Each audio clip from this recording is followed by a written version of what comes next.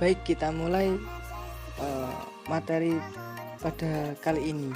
Yang pertama tentang pemikiran pendidikan Islam perspektif Kiai Haji Hasyim Asy'ari. Pemikiran pendidikan Kiai Haji Hasyim Asy'ari sangat dipengaruhi dengan keahliannya dalam bidang hadis, fikih, dan tasawuf. Pemikiran pendidikannya juga didorong oleh situasi pendidikan yang terjadi pada saat itu, dari kebiasaan lama yang sudah mapan ke dalam bentuk modern akibat pengaruh sistem pendidikan barat yang diterapkan Hindia Belanda di Indonesia, didukung dengan Kiai Haji Hasyim Asy'ari yang dilahirkan dan dibesarkan dalam lingkungan pesantren, menuntut ilmu dan berkecimpung langsung di dalamnya, serta interaksinya saat menuntut ilmu di pesantren-pesantren Jawa dan dengan para ulama di Mekah. Bahas selanjutnya tentang konsep pendidikan Islam Kiai Haji Hasyim Asy'ari. Yang pertama, pemikiran pendidikan Kiai Haji Hasyim Asy'ari sangat dipengaruhi dengan keahliannya dalam bidang hadis, fikih, dan tasawuf.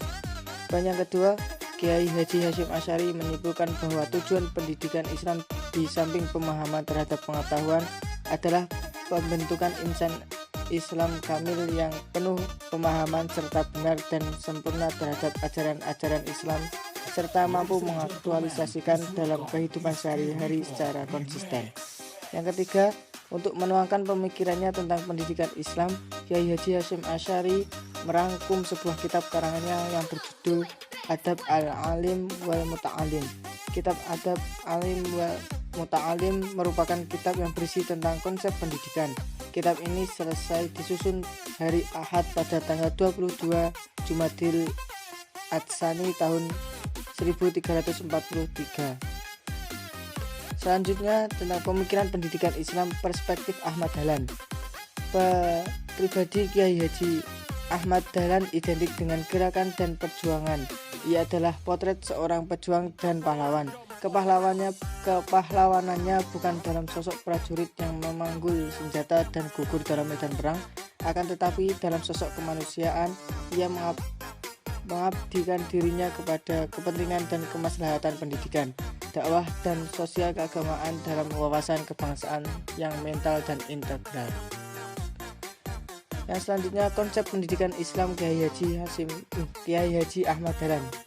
Yang pertama, kegelisahan tokoh pendidikan Kiai Haji Ahmad Dahlan merupakan bentuk jawaban dari ketidakpuasan mereka terhadap kondisi bangsa Indonesia yang terjajah. Mardhani Safran mengutip yang diungkapkan Haji Fahrudin, seorang murid Kiai Haji Ahmad Dahlan, bahwa umat Islam pada awal abad ke-20 tidak maju dan mengalami kemandekan. Poin yang kedua yaitu tentang maka tujuan pendidikan Islam menurut Kiai Haji Ahmad Dahlan, yaitu yang pertama, pendidikan Islam hendaknya diarahkan pada usaha pembentuk manusia muslim yang berbudi pekerti luhur. Yang kedua, tujuan pendidikan yang sempurna adalah melahirkan individu yang utuh, menguasai ilmu agama dan ilmu umum, material dan spiritual, serta dunia dan akhirat. Yang ketiga, konsep pemikiran yang dikemukakan oleh Ahmad Dahlan yaitu tentang materi pendidikan yang pembagiannya antara lain Al-Quran, hadis, menulis, berhitung, ilmu bumi, dan mengembang dan menggambar.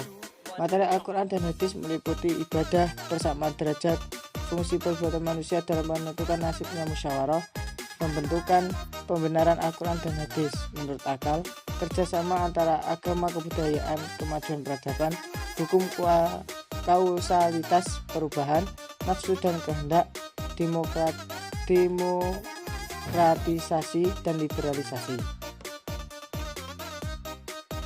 Ya, materi selanjutnya yang C, yaitu pemikiran pendidikan Islam menurut Kiai Haji Ahmad Dahlan dan Kiai Haji Hasyim Asy'ari serta relevansinya dengan pendidikan Islam.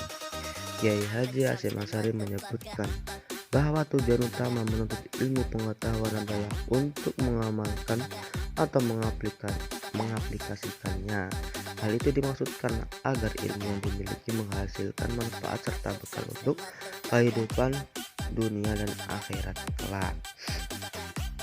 Terdapat dua hal yang harus diperhatikan dalam menuntut ilmu, yaitu pertama, bagi murid hendaknya berniat suci dalam menuntut ilmu, jangan sekali-kali berniat untuk hal-hal duniawi dan jangan melecehkan atau menyepelekannya.